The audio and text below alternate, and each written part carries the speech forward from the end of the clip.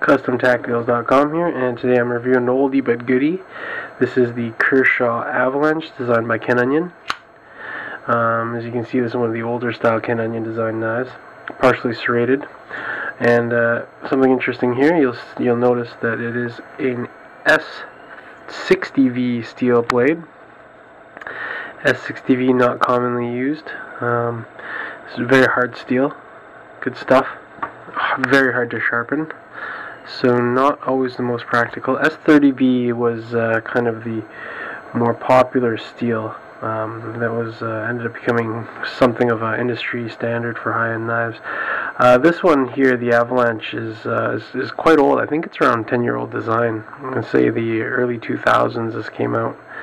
I think I personally, if this knife had a flipper on it, I'd say this is probably one of the best choices you could get. It's long discontinued now, but classic onion shape. It's very similar to the very first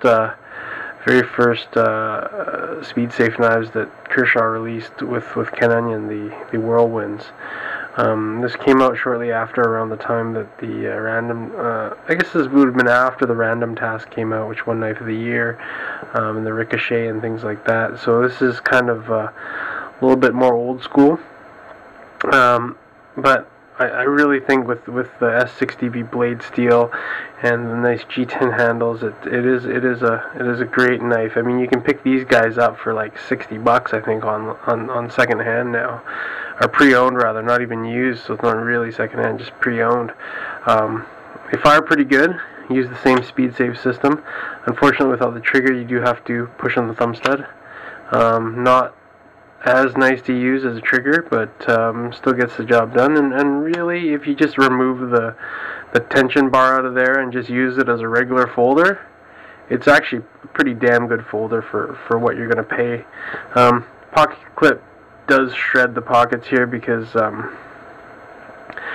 design, the G10 is super grippy, so it does tend to shred the pockets.